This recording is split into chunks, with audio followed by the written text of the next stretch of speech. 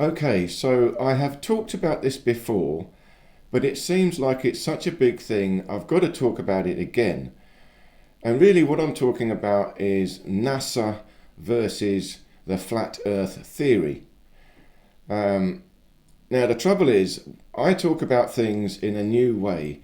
Really, I disagree with everyone. So, I disagree with mainstream science and I disagree with alternative science. What I'm saying on this channel is quite unique. And in fact, it's more radical than everything. It's more radical even than flat earth theory.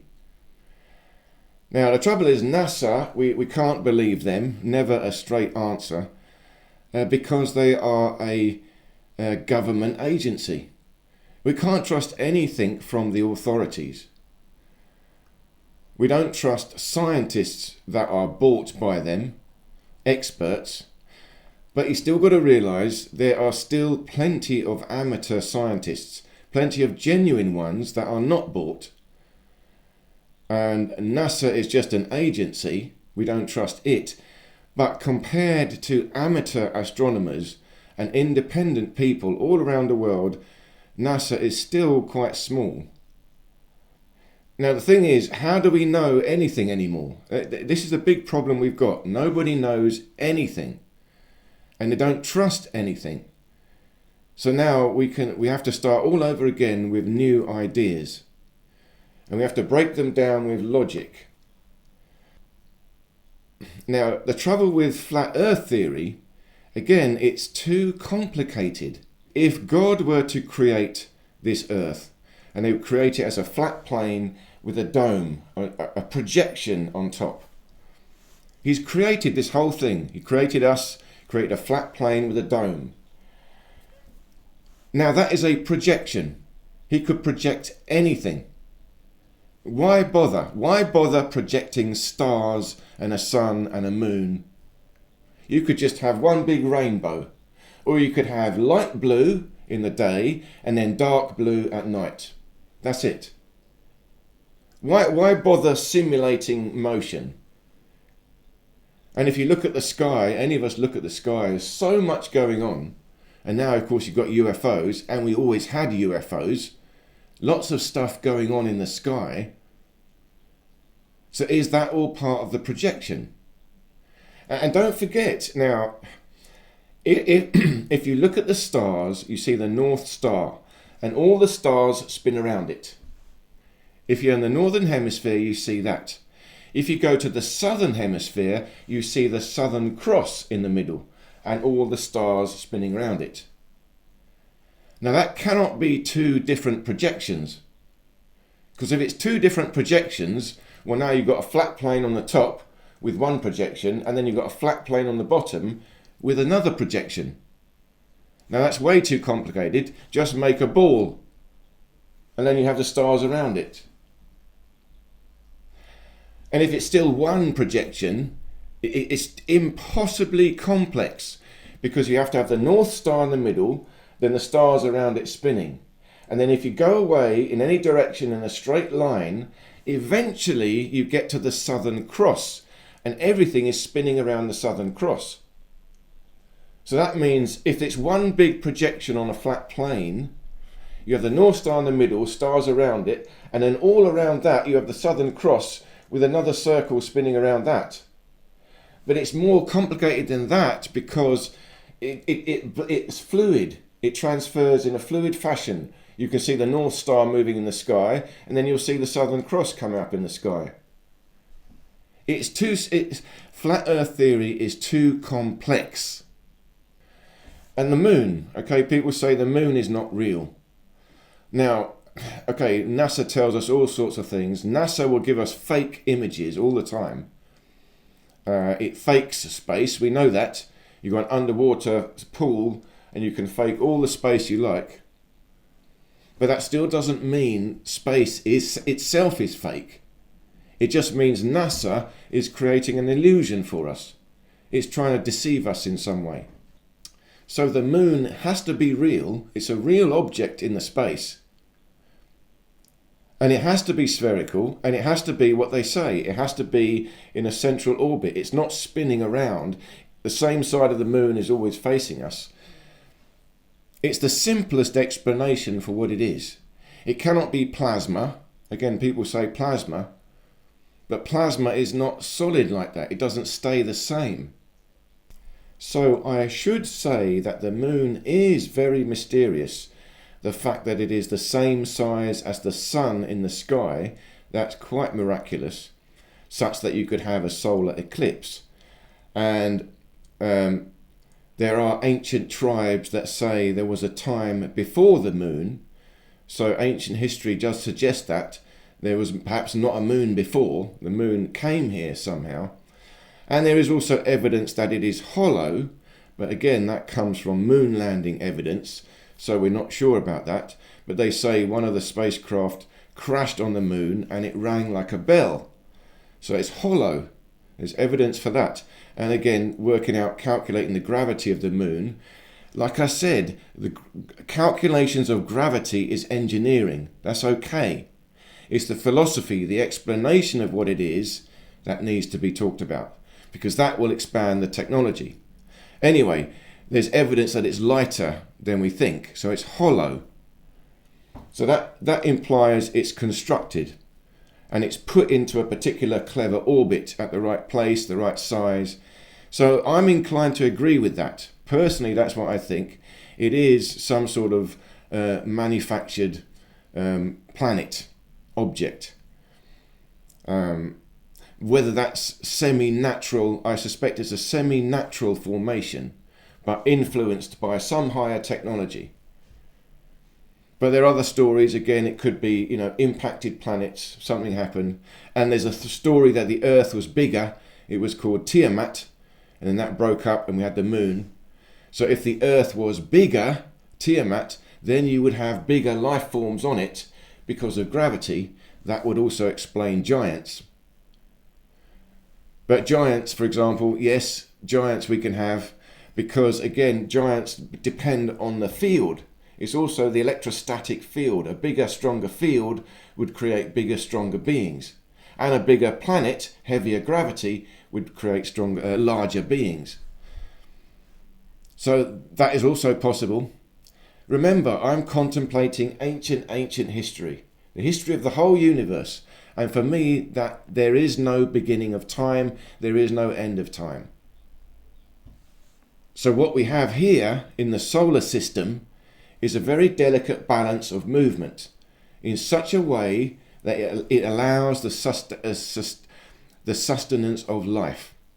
Life requires a delicate balance of movement within the ether, and the solar system provides that. But you can have different variations of this. That's why you can have life in other systems elsewhere, throughout the universe. But if you've given yourself a limited dome, that's it. You're stuck inside this dome, in this little world. That's it, sorry. It's too self-limiting. And then you have to say, well, what's outside the dome and what is below the flat earth? See, that's why I say the universe is infinite. This space is in front of me here, and this space has to go on for infinity. That's where I disagree even with modern science. Saying that modern science some of them do now say the universe probably infinite. And infinite means a sphere. It has to be spherical. There's no other geometry for it. It's not a plane. Cannot be a plane. You see, even a flat plane is still 3 dimensions. If you're a flat earth theory person, how thick is the earth plane? How thick is it? How deep does the earth go? We know we've dug down, I don't know how many miles, 50 miles down, I don't know what we've dug down. So how deep is the flat earth? And at what point do you come through to the bottom, and then what do you see on the bottom when you come out? Oh, you see the Southern Cross. Cannot be flat. We have enough amateur astronomers looking through optical telescopes at the moon. And again, people have seen it. You can see optical videos of little UFOs flying into the moon, flying out of the moon. There's lots of stuff going on. So NASA will deny that. Okay, flat earth people will have to deny that. But there's evidence for it. Optical telescopes seen with physical eyes. Little UFOs going in and out of the moon. So something is going on. And if we have rocks, we have mountains here on Earth. Real rock. What we see on Earth around us with these eyes, it stands to reason it's the same stuff everywhere. There's going to be rock in space. The moon is going to be rock. It has to be. And we've worked out here's the thing about modern science. Why? Again, I studied physics, so I do have a background in it. But really what I studied, this is it, really what I was studying is basic engineering. This is the thing. Modern science, we have got basic engineering. And we've proved it with all the technology we've got. We know how to fly an airplane. But what we do not have is ultimate philosophy. See, quantum mechanics and Einstein's theory of relativity is not engineering. That is philosophy. They're trying to explain it all, and that's where they fail miserably. But in terms of basic engineering, building a car, we've got that. Okay, that's fine. We just need to explain it a bit better. Same as gravity. They don't know what gravity is. They cannot explain it. But there has to be gravity. Again, it's fundamental logic. I explain gravity in a new way. So my theory of gravity is more radical than flat Earth, and it's more radical than NASA. It's more radical than quantum mechanics, Einstein's general relativity. My theory is far more radical. I'm saying that gravity is the entropic nature of space. And I've talked about that a lot before. Again, the flat Earth people, they believe in density, buoyancy. So lighter density rises up, heavier density goes down. Okay, look inside my body, I've got blood. I'm standing around, the blood will sink down to the bottom. But blood is all the same buoyancy, it's all the same stuff. Why does the same buoyancy sink down? It has to be gravity. And there is no up and down. How do you define up and down? Up and down is defined by gravity. So if you're going to say there's only buoyancy, you have to answer the question, well, why does light density rise up and heavy density sink down? Why? There's a force that will differentiate them. That force is gravity. So if you say there's buoyancy, you're still talking about gravity.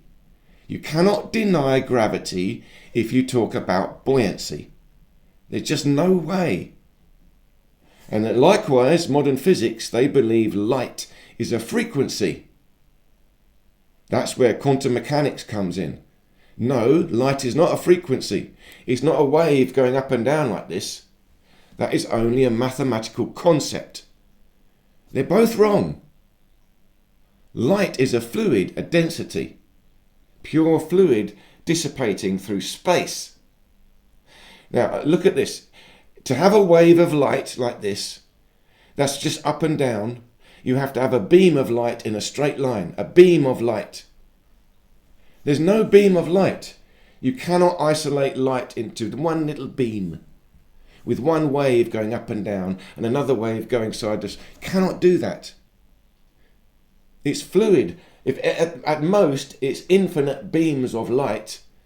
Now how do you isolate each one into a wave? Cannot. It's a pure fluid density, a condensation of the ether propagating through the ether.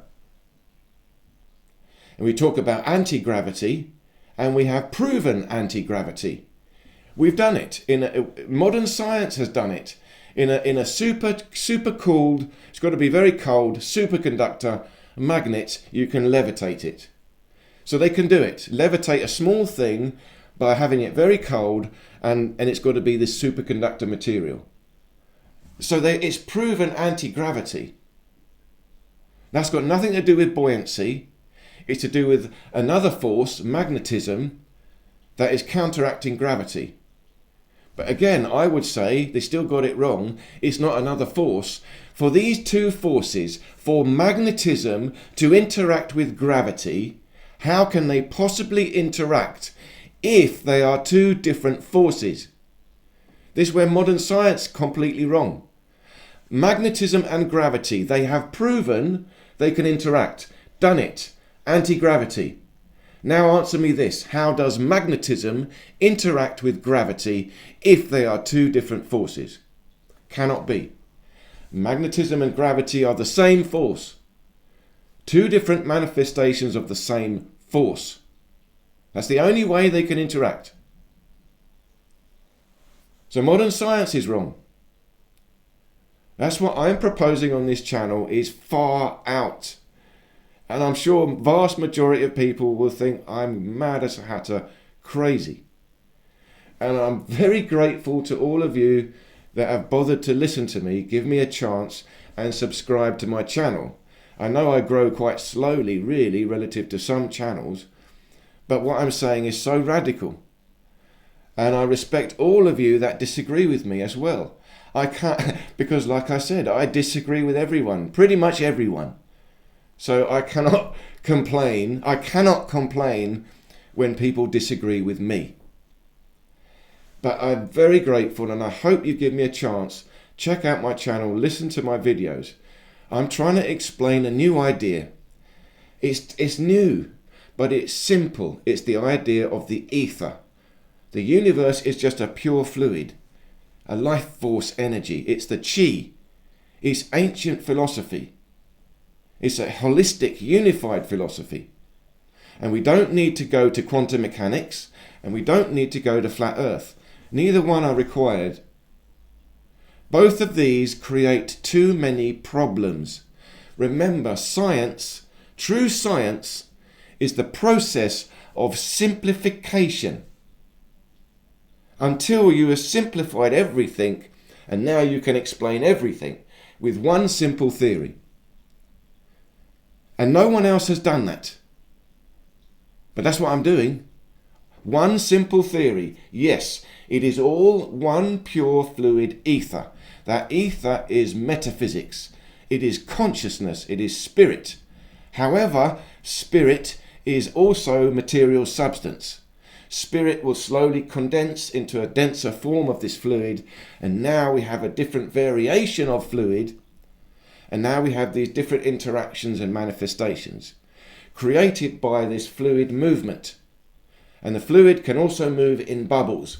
Once you've got bubbles, you have a little localized condensation of fluid, and they can also interact with the fluid. Now we have the whole universe. But that includes consciousness, which is a soul, and it includes atoms, which create a body. So I've explained everything, the whole universe, in one paragraph. And from that, I can extend it, go deeper, deeper, deeper, and work out everything else. From this, believe it or not, we can derive basic engineering, because it's fluid dynamics. We can derive Newton's laws of motion, and we would derive them better based on fluid dynamics. Remember, Newton's laws are still just a theory, not quite right. That's why we've got quantum mechanics. But quantum mechanics is also not quite right. Fluid dynamics will derive the laws of motion. And the laws of space, which Flat Earth is trying to explain, it also derives the laws of space. It derives all metaphysical processes. It derives all spiritual psychic phenomena. I can explain all of that. I can explain life throughout the whole universe. I can explain ancient history. I can explain time. Again, this is where we all got confused. There's no time travel, no interdimensionals, no interdimensional beings. All of this is unnecessary, comes from quantum mechanics, and it comes from religion, which is sort of made up science. Religion comes from people. What is it, 2,000 years old, 10,000 years old? Religion, modern history. I'm sorry, modern history. I'm talking civilizations millions of years ago, billions of years ago. Not religion. No, universal science. And it all boils down to mathematics. And I've talked about this as well. Nobody can deny mathematics. Everyone might disagree with me. I might disagree with everyone about philosophy. But my philosophy is derived from mathematics. And no one who understands mathematics will disagree. That's the one person out there that will agree with me, is the mathematician. Because there's no second opinion in mathematics. And my model of the universe derives from mathematics. Therefore, it must be correct. I'm sorry. Again, it's just me trying to explain it, and I'm not perfect. I can't explain it. I'm trying more and more and more. I want to improve my explanations, so please bear with me. They will get better over time. And again, thank you. I hope I didn't disrespect any of you out there. I meant no offence, but I have got passionate conviction about this understanding. That's why I do this channel. And I experience it in my body. It's also experiential science. That's a whole nother level. Experiential science. I experience it, feel it in my body, and see it in my mind. That's where it crosses over to a religious experience. So now we go to that. But you must also have logic, the rational mind. Science and religion come together into pure logic. So thank you so much again for your time. And I do have a book now. Check out the description below about my book. It's called Pure Fluid, Aether and the Shamanic Universe. Book 1 is going to be a series of books.